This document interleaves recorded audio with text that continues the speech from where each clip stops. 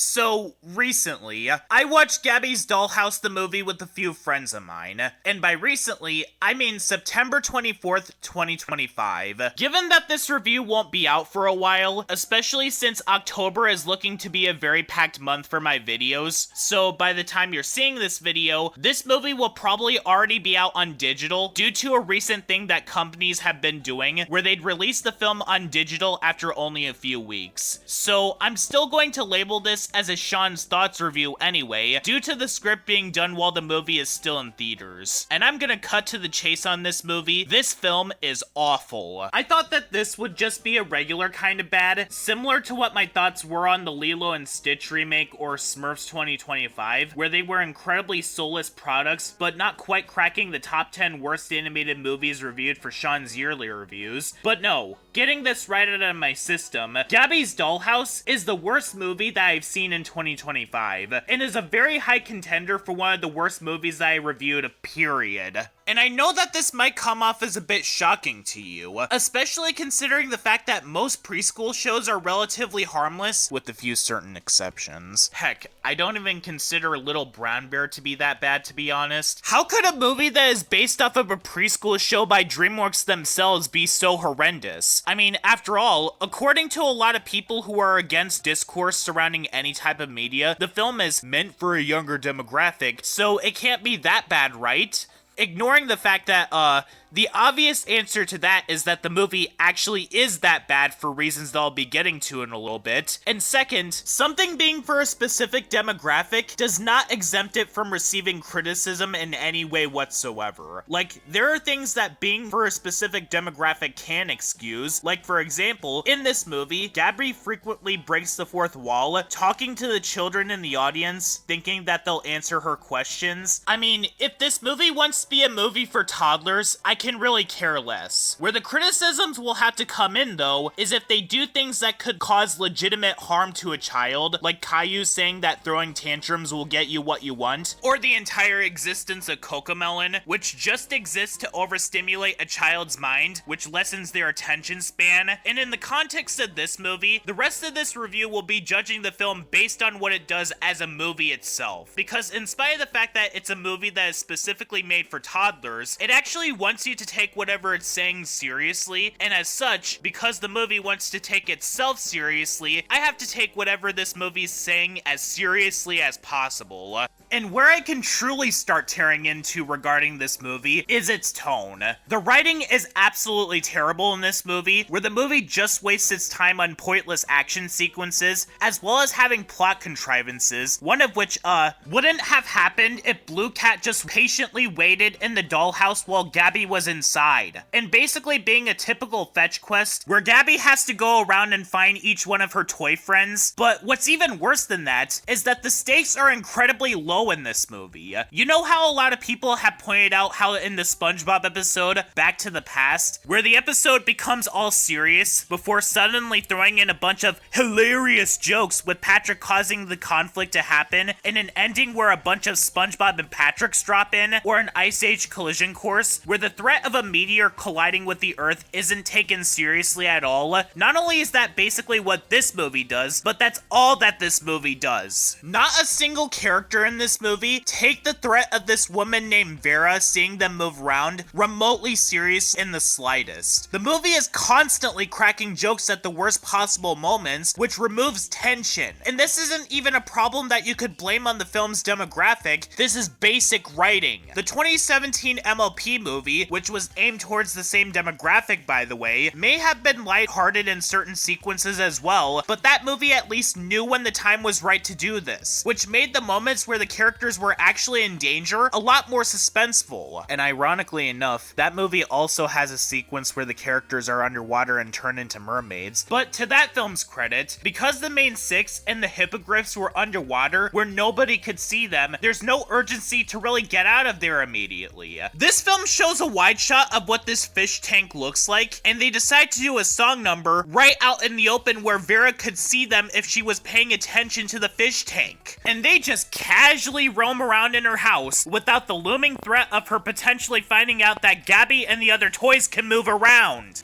which is the second big problem with this movie. The world building is all over the place. I understand that this is a movie that is based off of an animated series from DreamWorks, so there's going to be some things from the show that are left out if you jump into the movie, but an animated film's job is to fill you in on who the characters are, especially if said movie was released in theaters. There's no explanation about how the magic from the cat ears work, nor is there an explanation as to how this universe operates. Because according to the beginning of the film, which was an origin story for Gabby, but not really, Gabby's grandmother gave her the dollhouse, but that doesn't explain anything. The grandmother just gave Gabby these cat ears before we then cut to her as an adult or something. The actress is 17, so I don't know how old she is in this movie. But everything else goes unmentioned, such as the fact that the town that Gabby and her grandmother go to has a traffic light that is in the shape of a cat. And the film is incredibly selective on whether or not it wants a specific background character to know that the toys are alive or not. At the beginning, it's stated that only those who wear the cat ears can see the toys, but then it's shown at other points in the movie that those who don't wear the cat ears can see them move, especially with Vera later on in the film, where she can see that Chumsley is moving around for no reason. The movie doesn't acknowledge if this is all part of her imagination or not. The movie really is that incompetent that it decides to lump in having an imagination with seeing them being real. Do you want to know what made the Toy Story films as good as they were? They acknowledged that the toys are not supposed to move while humans were present. This movie doesn't know whether it wants the toys to be kept a secret or not. Not even Vera has a consistent reaction to this, because she acknowledged at one point in the film that she saw Gabby running around, but yet she acted surprised that the toys suddenly disappeared.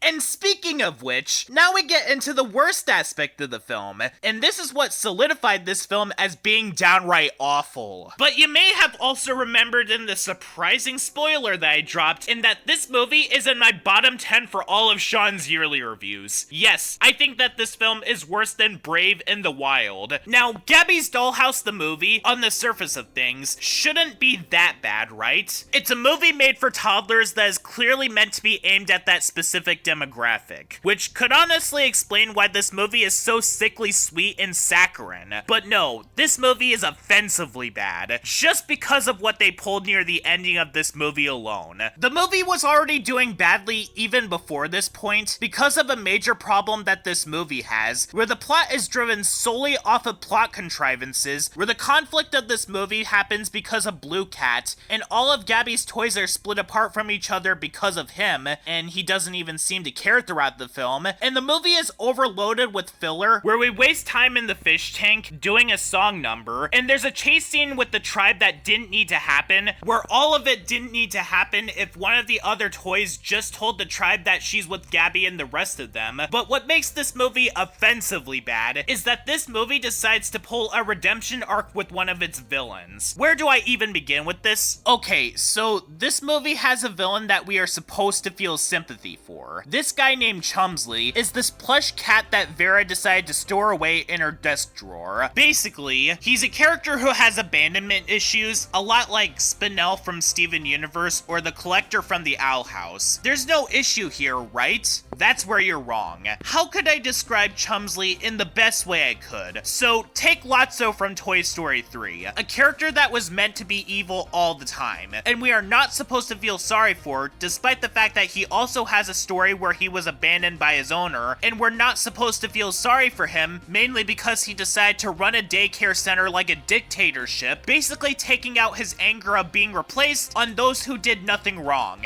Now, take all of those traits from Lotso and apply them to Chumsley. Only difference being that Chumsley isn't a tyrant, but we're supposed to feel sorry for him for his other bad qualities. But no, I'm sorry. The film immediately made me lose all sympathy for him as soon as he did the following things. He made a total mess in the dollhouse thanks to Blue Cat letting him in. And Blue Cat doesn't even get scolded at or punished for doing any of what he pulled throughout the film. And then later on, when Chumsley decides to tell his tragic backstory to Gabby as a way to guilt trip her into thinking that she's like Vera, when all she was asking Chumsley to do was to stop causing these messes to happen. And then he decides to kick all of them out of the dollhouse dollhouse before proceeding to tell all of them about Gabby potentially growing up and losing interest in the dollhouse, causing Gabby to cry before she runs out of the dollhouse while sobbing. Because what Chumsley is doing in these sequences is that he's taking his abandonment issues out on Gabby, specifically to guilt her into laying off of him while he continues to cause a mess in the dollhouse, which doesn't even belong to him, by the way. And in spite of the fact that Chumsley decided to do all of this, the movie decides to give him exactly what he wants in the end. Not even so much as giving him a punishment for what he did, or him even apologizing to Gabby for pulling this stuff in the first place. Because apparently, it worked so well when Ryan the Last Dragon decided to do this with Namari, and while the message in this movie doesn't make me as angry as the message from Ivan the Incredible or Ryan the Last Dragon did, because those movies could do legitimate harm to you if you took whatever they said seriously, Gabby's Dollhouse the movie has a very poorly executed and downright incompetent message that is very damaging regardless of if other movies have worse messages. To give this movie the benefit of the doubt, what it's trying to go for is the "you don't have to let go of things that are perceived as childish because you grew up" message. The kind that you'd find in movies that I'd rather be watching than this, like the SpongeBob SquarePants movie. But in execution, what the film is actually saying is that you should just not grow up at all. You should keep holding on to those childish imaginations into your mind for your entire life, even though people like Chris Chan showed what it would be like if certain adults decide not to grow up. So yeah, please get everything off of the internet now, now, now, now, now, now! And it's also doing this with Vera, who I gotta say is one of the most normal people in this movie, but is treated like Al from Toy Story 2, basically being treated as the butt of the joke in nearly every scene she appears in. But in Toy Story 2, Al deserved it, because at the beginning of the movie, he steals Woody directly from Andy's mom, who told him that Woody is not for sale. In this movie, though, Vera didn't realize that she was stealing the dollhouse from Gabby. She assumed that it was for sale when it parked up to a yard sale, and she paid for it fair and square, and yet she's treated like a butt monkey in the movie anyway. Because later on in the movie, these doll scouts basically go up to her house and basically badger her into giving them the dollhouse before they all proceed to break into her house in an attempt to steal it from her. Are you sure that these scouts were not supposed to be intended as the real villains? Because breaking into someone's house to take something from them is a crime! And then the film has the audacity to get onto Vera for simply moving on with her life, and she didn't even abandon Chumsley either. All she did in the film was store him away in a drawer. It's not like she donated him, like what happened to Jessie from Toy Story 2. It's just that because of the fact that Vera got too busy with real-life responsibilities, she had to put him to the side for a while. And all I was thinking about while watching the film was, just leave him in the candy world to wallow in his own pettiness. After everything that Chumsley pulled throughout the movie, him getting Vera to pay attention to him ever again is the last thing he deserves, because you don't reward someone with bad behavior. That's a horrible lesson to teach kids.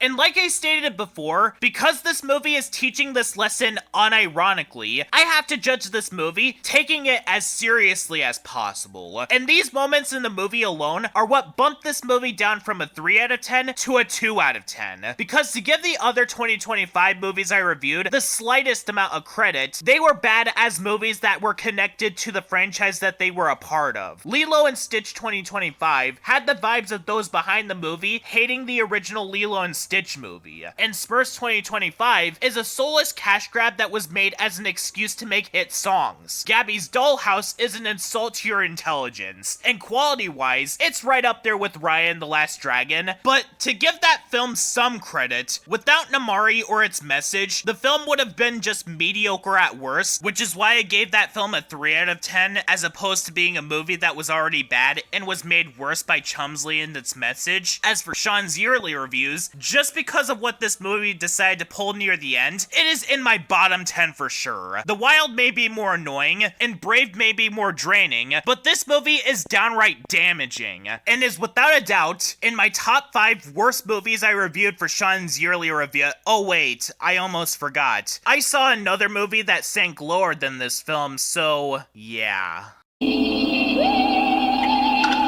Coming up next, it's